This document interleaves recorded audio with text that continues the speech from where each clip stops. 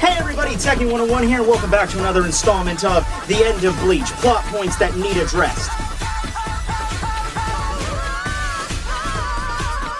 This is the time of year, every July, where I make a single video that just talks about the events that have occurred in the Bleach series for the past year, what I got right, what I got wrong, some new stuff that got brought to the table, fan theories, my personal opinions, and let me just tell you one thing, though. You see... Wait a second, it's already time of year to do this again. I've done... This is the fourth one I've done. Oh my god, I've spent 4 years talking about Bleach. Holy shit! Like... What have I been doing with my life? This is ridiculous! Oh my god!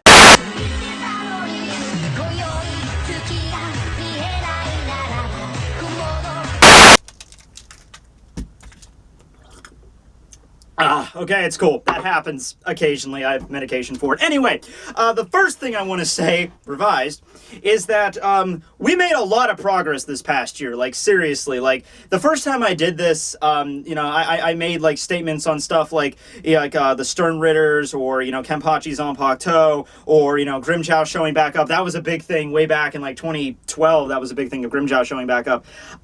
So, yeah, before we get into, like, the actual format, like, all the different, like, annotations and everything, let me just go through, like, all the stuff that we, you know, accomplished in the past year, or Kubo, you know, finally freaking gave us. Alright, so we have Grimjow and Neliel finally showing up on the scene in the battle. We have all the Stern Ritters being known now, with the exception of Shaz Domino, but who gives a shit about Shaz Domino? We know all the letters.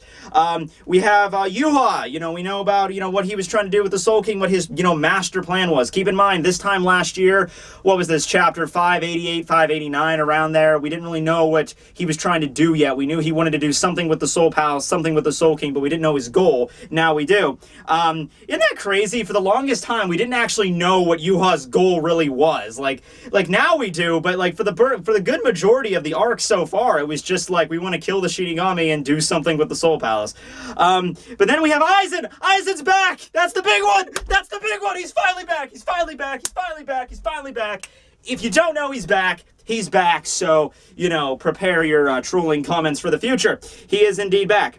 And then the Fullbringers, okay, so we don't know anything about the Fullbringers that were actually introduced in the arc, like Ginjo Tsukishima and Kiriko, but we do know about the other Fullbringers, as in Yukio and Ruruka, who, honestly, I'm sure a lot of people gave a shit about, you know, where they were doing up until this point, but we found out about them, so, I mean, I guess that's something. We did find out about something involving the Fullbringers. Alright, so, yeah, just big, huge boost there. I mean, I think we covered everything. I mean, I don't think there's any other characters that are, you know, being held against their will that we have to worry about showing up again. I think we covered everything.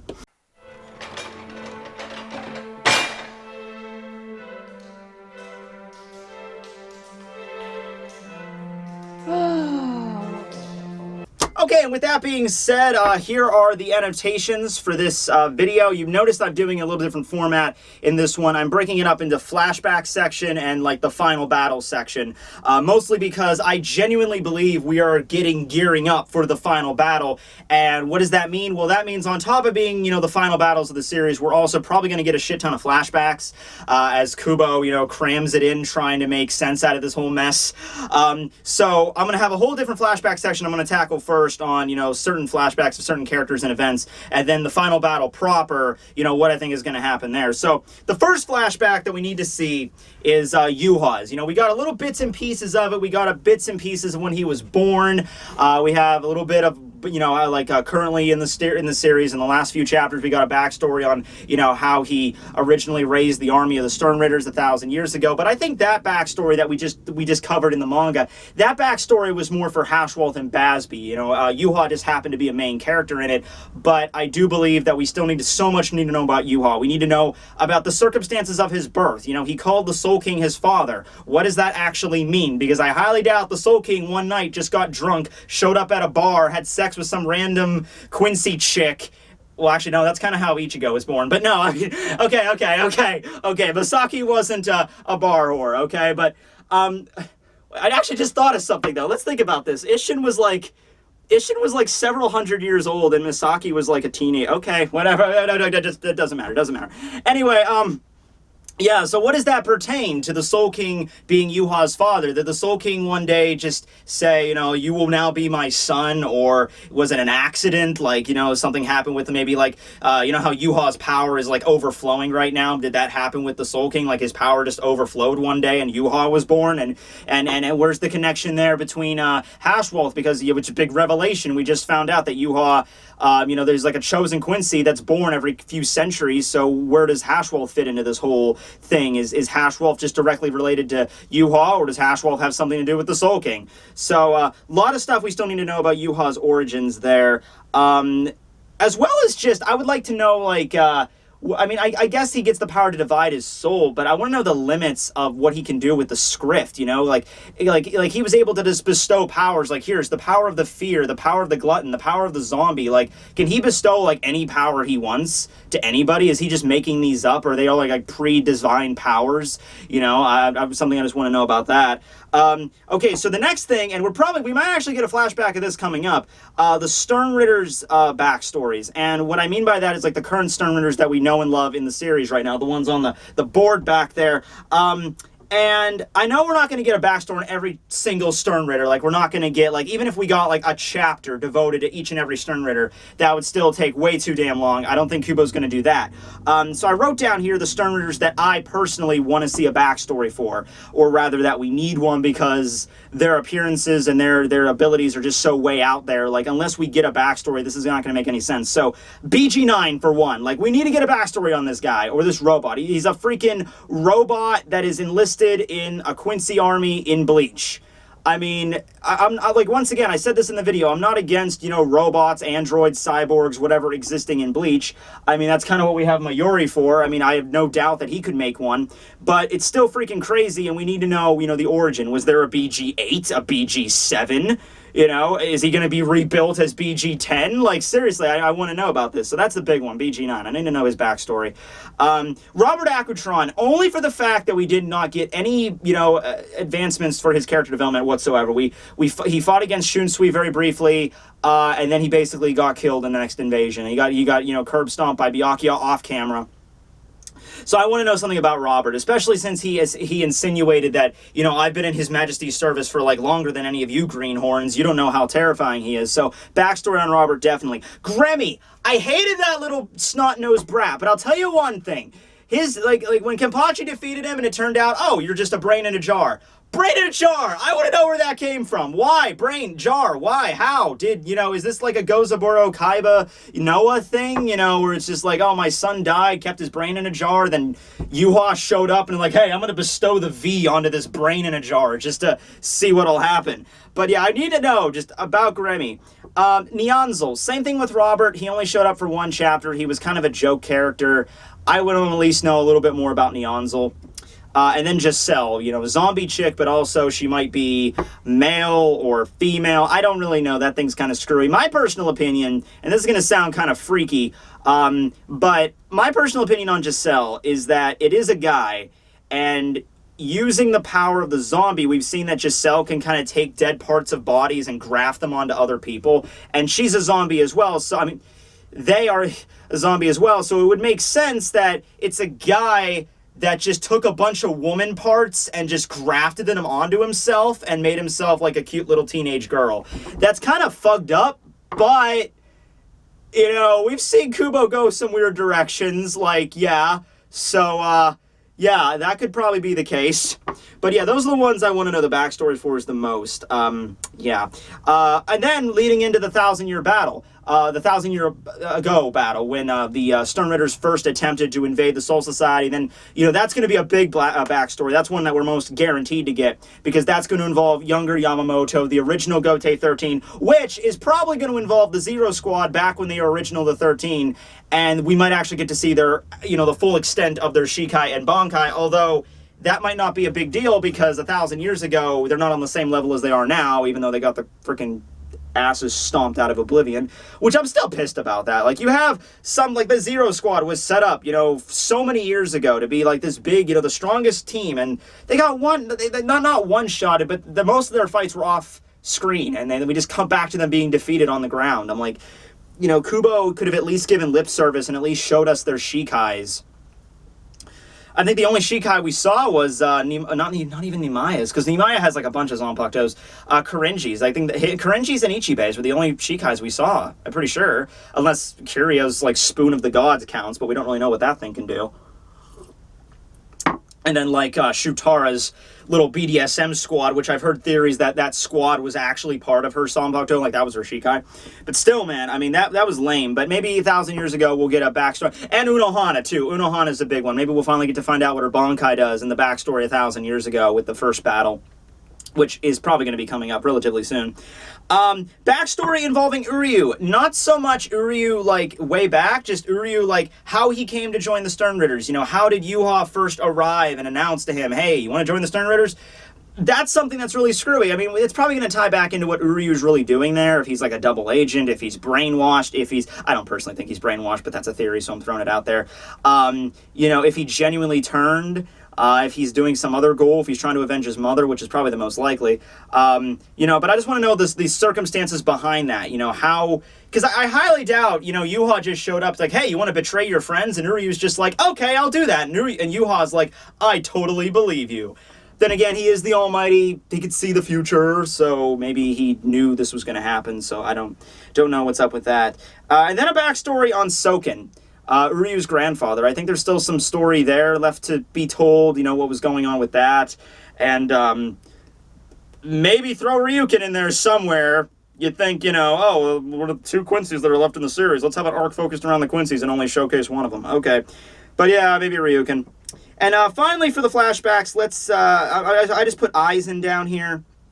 Just because Aizen, you know, I still think there's something there that needs to be told. I mean, we alluded to his childhood a little bit when Ichigo defeated him. Like, oh, maybe he was so gifted from a childhood. But I want to see Aizen, like, as a teenager. I want to see him, like, at the point in his life where he realized, you know, and we might get this, because Aizen's going to have a battle at some point.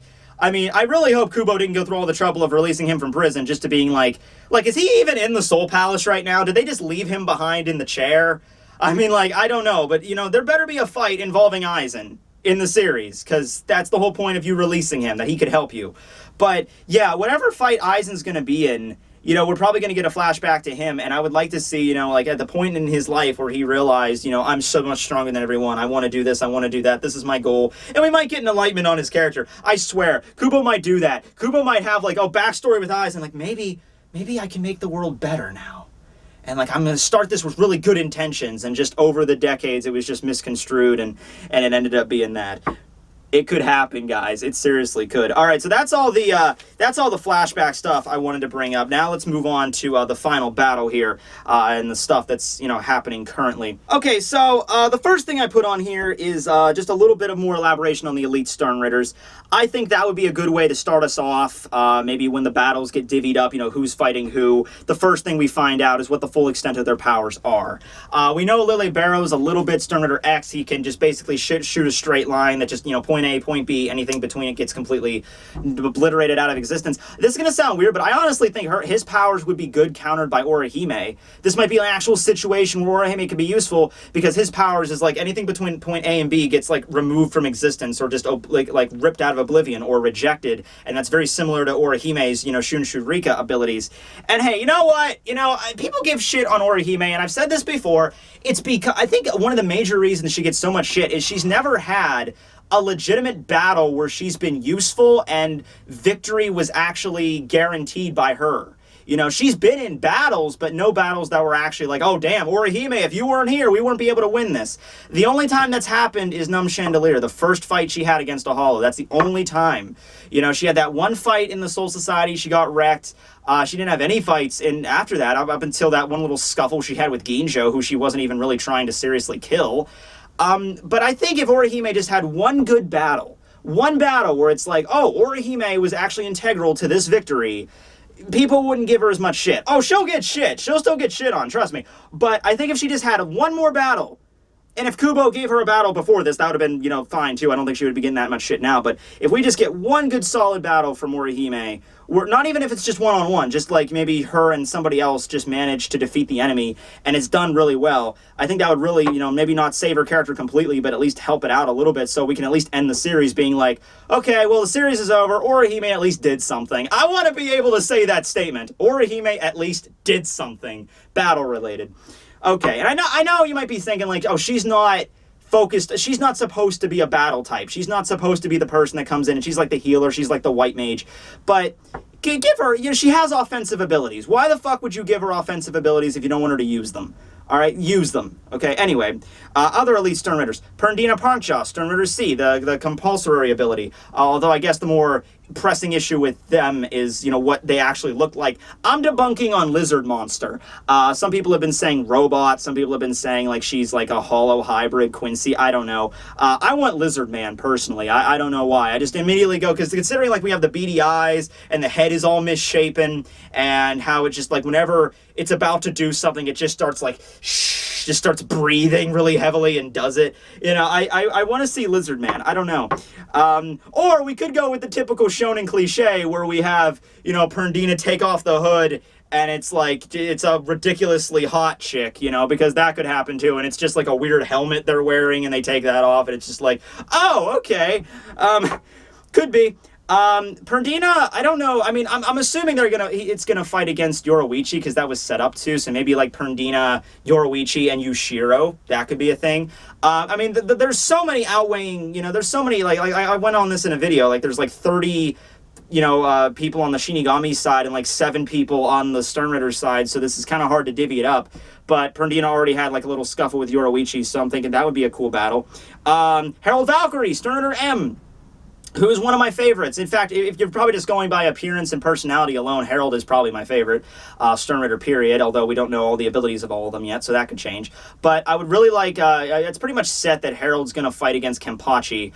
For an ability of the Miracle, I could say it's something similar to maybe Hashwolf's Balance, where it's like, whenever Nehemiah took out Herald Valkyrie, I made the joke like, oh man, he just took out Herald Valkyrie. I mean, that's a pretty bad injury. You're going to need a miracle or something to stand back up after that. So, I mean, that could be Herald's ability, where it's like he gets like he's like mortally wounded, like, oh, I'm going to need a miracle here in this battle, and he just stands back up like akin to Hashwolf or akin more, I guess more similar to Maste Masculine. But hey, he could take Miracle and they could make it mean a completely different thing, so that's another thing. And then we have Askin's group. So Herald probably going to fight against Kenpachi and Ikaku and Mayori's group, and then we have Askin that's fighting against Ichigo's group currently.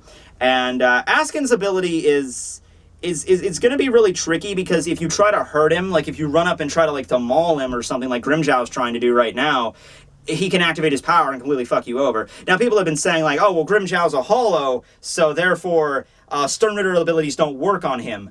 We don't really know if that's the case. Keep in mind that the Quincy's were able to take over Hueco Mundo.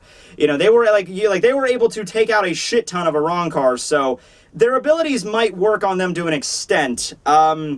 But yeah, that could be the case too, that, Grimmjow runs up, starts mauling Askin, and then he activates his death-dealing power on the group, and that's not good. But I like Askin too. Maybe a little backstory on Askin, but I don't think there's a lot of backstory for Askin. I think it's just his personality I really enjoy. It just seems like a regular dude, that was just drawn into this, and he's just like, well, I got no other choice. If I leave, I'll get killed, so I guess I gotta stay here and just do this shit. But I'm liking Askin's character, I really do. All right, moving on to some other Stern Ritters that kind of the other ones that betrayed Yuha. So we had Basby fight against Hashwolf. Basby sadly died.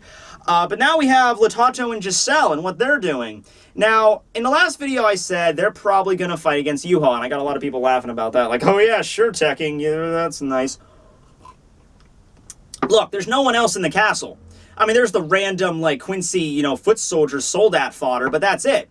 Hashwolf is with Basby. The other Stern Ritters, the other elite Stern Ritters, are the Schutzstaffen, are all with, taking on their respective enemies. Yuryu went off somewhere.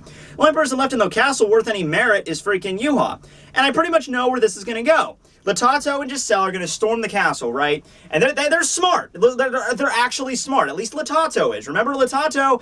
You know, she was like the tactician when they were taking on Ichigo in the group. You know, she was like, oh my god, Candace, if you just calm down for 2 seconds, we might be able to do something here.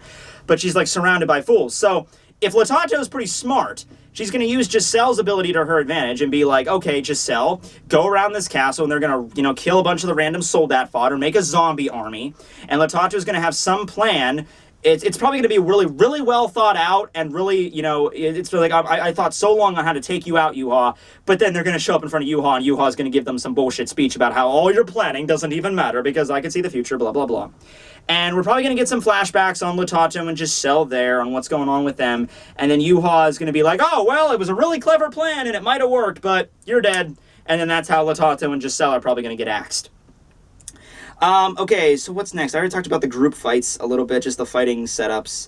Ginjo and Tsukishima and Giriko, I put them on here. I'm thinking at this point they're not even going to show up, because there's like, what else are they going to do? Like, all the groups are at the Soul Palace right now, unless Kukaku just takes them and I guess, oh shit, we're late for the battle. And then Kukaku just kicks them up into the sky. Like, how are they going to get there? Honestly, I think they're going to do some shit with them where it's like the battle's over, and then they get back down to the Soul Society, and it's just like, oh, Ichigo, we're coming to save you! Oh, shit, you already won. Okay, whatever. I mean, I don't even know. I mean, I guess maybe Yukio, if he used his powers, they could, you know, go get them, but I don't think Yukio and Ruruka are really going to be that. They're like, they're just going to stay in their little box and not move.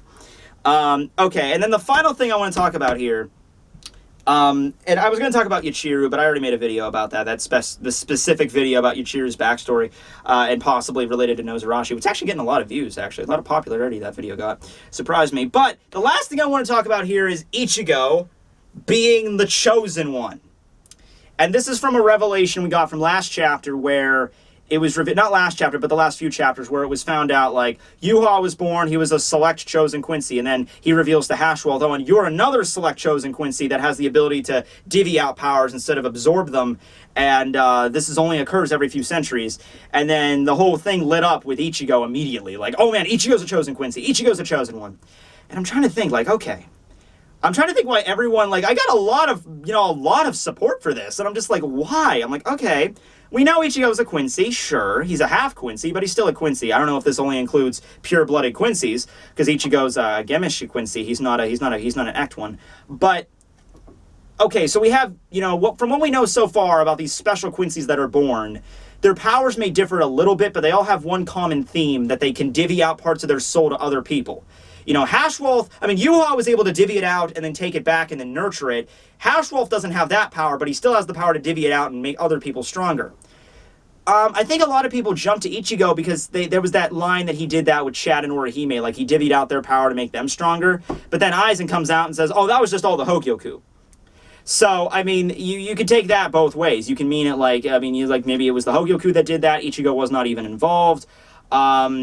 You know, and stuff like that. That's the way I choose to do it, because that makes more sense than Ichigo giving the power to other people.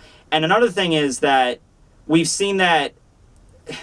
See, it's hard to know, because we don't know the full rules of how this works, because, you know, it's like they don't have any natural Quincy abilities on their own, and yet now we see Yuha being able to do all these abilities. Hashwolf, we don't know if he can use any Quincy abilities, but we know Ichigo can use Blood Vein. At the very least, we know that. We know he can use Blood Vein. So I'm like, well, if he can use Blood Vein, then how can he be a separate Quincy if he has Quincy powers that he can utilize? Once again, there's so many different... We don't know the whole rules with this. So I'm not going to completely throw that idea like Ichigo's another chosen Quincy that was born and is really, like, somehow connected to Yuha in some grand fashion. And maybe that's why Yuha considered him a war potential to begin with. Oh, hey, look at that. Random cut. No, I was almost done with this video. Almost done. I think I went on talking for like another 3 minutes, and my camera died, and I'm already upstairs. I'm already in the middle of editing, so, and there's no point in me going downstairs to refilm it, because I pretty much hit all the main points I wanted to, with Ichigo being like the chosen Quincy. But the only thing that got cut off the video was I go into to ask, you know, exactly what does this pertain to Ichigo being chosen? Like, why is that going to matter, really? It's like, I mean, like, other than it being just, like, maybe it's like the prophecy child or something, I didn't see any big thing. Like, even if Yuha comes out and says, Ichigo, you're the chosen one, it's like Ichigo's like, okay, that's great, I'm still gonna kick your ass, you know? I mean, he might be, but I don't see any point, like, if he is. It's not like, oh shit, Ichigo's the chosen Quincy, therefore what? Therefore he's the chosen Quincy. That's it.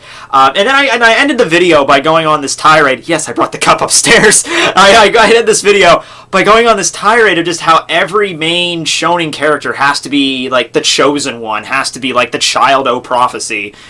And I'm just like, because look at it, like Naruto, it happened with him, you know, even with Goku to a degree, you could say, you know, people were saying that about him. Luffy, with his relation to Dragon and how he got his hat from Roger, and, well, Shanks saying that Shanks got it from Roger, and how everyone always talks about Luffy basically being the one that will change the era.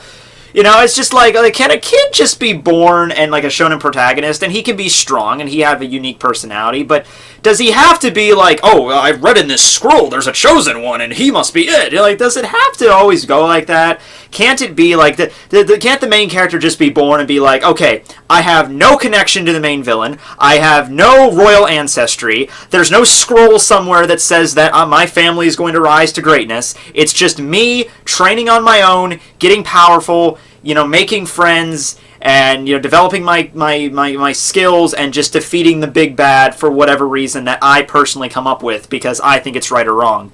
Now, granted, Ichigo's kind of like that. He really is. Like, even if someone told him, Ichigo, you're the chosen one that's supposed to defeat Yuha, Ichigo's not going to be like, oh, okay, that's good that I'm a chosen one. That means that gives me reassurance that I can do it. No, Ichigo would just be like, I don't give a shit if I'm chosen or not. I'm going to do it anyway. Even if I wasn't, that doesn't pertain to me at all. But, yeah, that's just a little trope I wanted to bring up. Anyway, thanks for watching the video, even though I had to break it up into these two sucky parts. But, hey, you know, that's how it goes. Anyway, hope, comment below on what you think is going to happen in the upcoming chapters. Anything that you think I missed out here, I might make a discussion video about it. And have a good day, everybody. I hope I'll be back here next year to make another one of these. You know, probably. The odds are, if I was gonna put money on it, I would probably say, yeah, I'd probably be back here talking about this next year. But 2 years from now, I don't think so. I don't think Bleach is gonna last much beyond 2016. But I think we might have another good year in us, a good, solid, complete year. And then maybe after that, only about maybe a few months until it ends. But anyway, hope you enjoyed. Anyway, see you guys.